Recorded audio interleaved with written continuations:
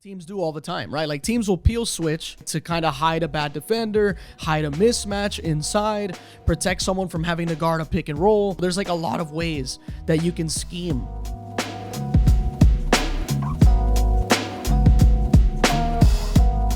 What's good, everybody? Welcome back to the All Things Basketball Podcast. I'm your host, Vic Lopez, as always. And on this video, I actually ended up watching the Orlando Magic loss, and I took down some notes, have some clips ready, because this is just going to be kind of an analysis of some of the mistakes. And there's like one good thing in there mixed in, right? Kind of showing the difference when they do something else and it works for them offensively.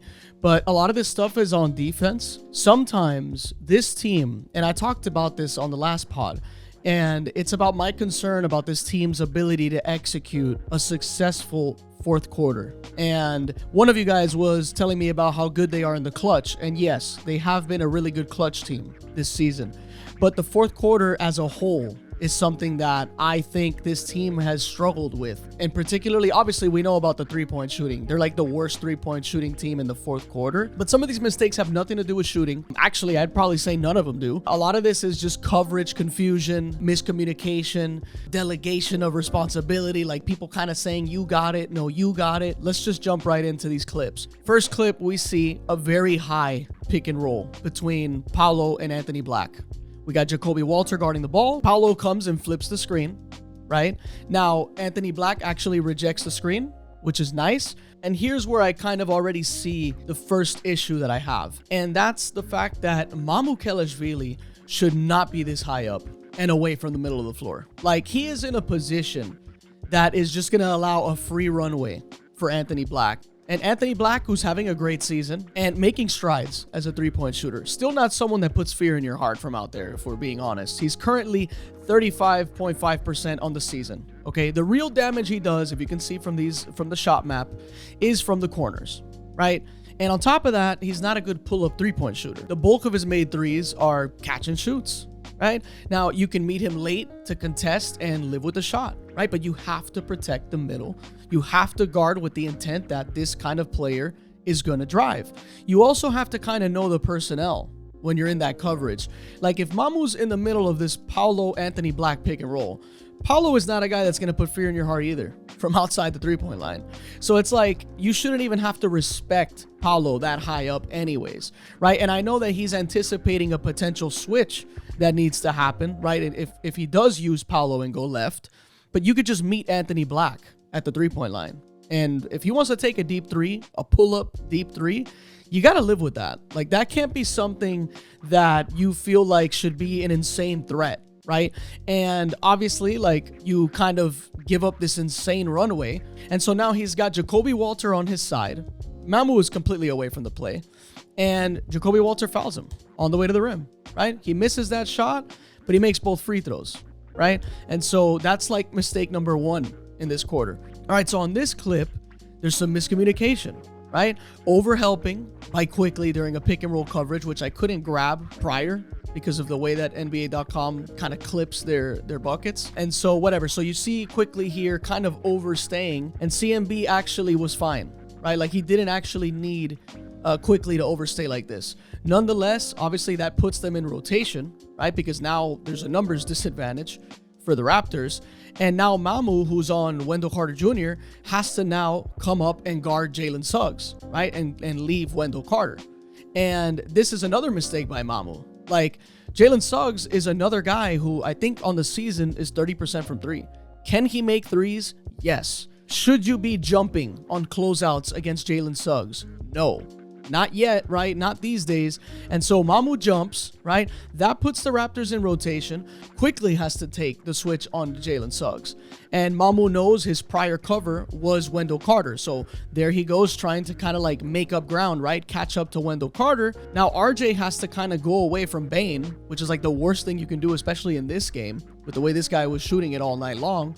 And he's now got to cover on the Wendell dive to the basket, because there's no way that Mamu's going to get there in time, right? And so that alone allows Jalen Suggs to just make a split-second decision, and he kicks it to Bane, and it's an open three. All of that because one quickly causes the chain reaction by overstaying, right, where he didn't have to. Mamu jumps the pump fake, and now all of a sudden all the dominoes are falling, right? And it's just another mistake, right, by multiple players.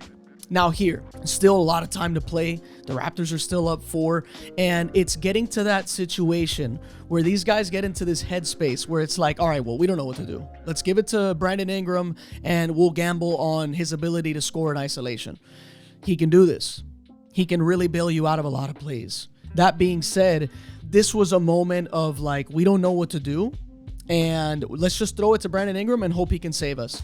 Right? And in that process, look at all these guys just kind of standing around, and Desmond Bane can just cheat over, right? While Ingram is kind of scanning around the teammates.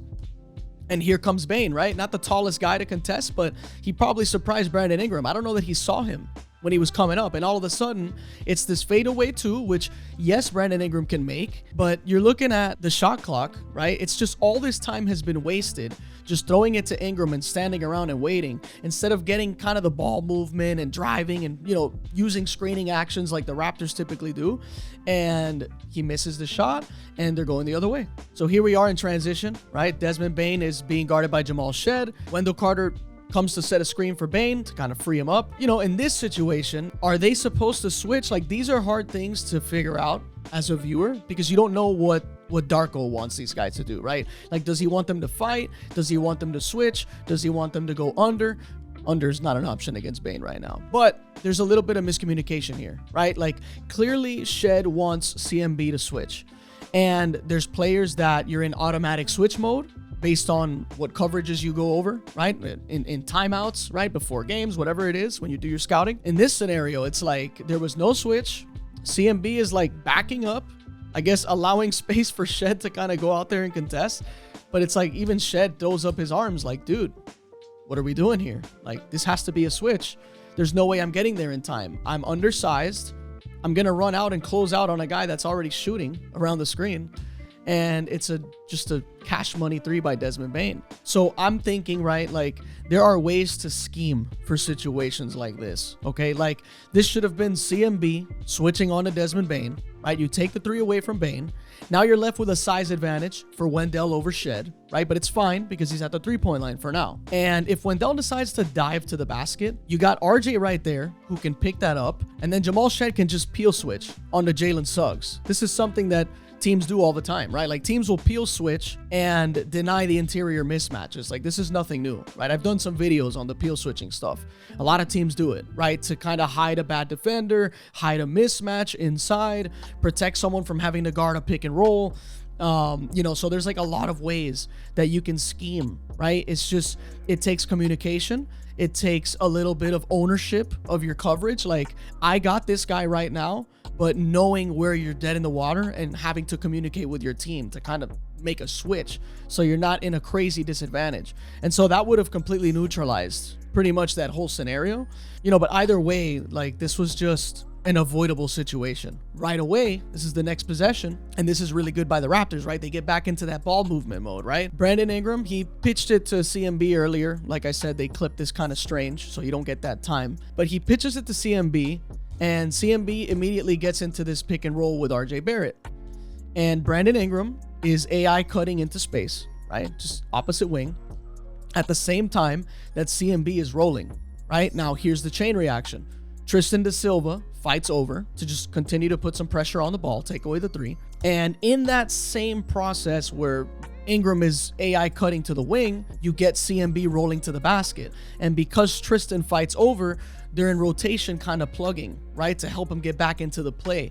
And amongst that little misdirection and confusion, you get a wide open Brandon Ingram 3. And, you know, it's a ball screen, it's a pitch, it's some movement off the ball, right? It's proper spacing, and you get an open 3 and Brandon Ingram cashes it. This point in the game, it's a 2-point lead by the Magic. This is a transition play where it's like, there's like a little bit of a delegation of responsibility is I think what you call this kind of thing. And you see Scotty Barnes pointing, right, to Jamal Shed, like telling him to pick up Desmond Bane in transition. They're down some numbers, right? I think in this moment, RJ Barrett had missed a layup. And now obviously they're at this Magic have numbers like coming up the floor. And so there's Scotty Barnes pointing. And then as I pause it here, you see Shed also pointing, like telling him, no, like go out and get him, right? He's telling Scotty Barnes. And by this point, I mean, CMB's got to get Wendell Carter, right? Because he's going to be diving to the basket. And there's a wide open 3 in transition for Bane. And Scotty Barnes is just late on that because there's just these milliseconds that they're really tiny split seconds of just over communication that cost you these open 3s. This guy lit up the Raptors all night long. He had an unbelievable game. And a lot of these 3s late in the quarter by Bane are like totally avoidable. And then we get this last clip. You get this interesting, debatable situation. You're taught to drive, and if you draw help, you kick, right? Simple kind of concept. I think CMB should have just gone up. Now, he sets the screen for RJ, right? Then he rolls. Great little pass to CMB. Nice bounce pass. Perfect timing, just right on target. And so CMB is catching it with momentum right outside of the restricted area. And yes, you've got Paolo, sizable guy. You've got Anthony Black, who can, protect the rim as a guard. This guy has had some nice blocks. I understand the idea of like passing it off because, I mean, you've got 3 guys in the paint and Brandon Ingram's wide open, right? So yes, you can debate the kick out is fine.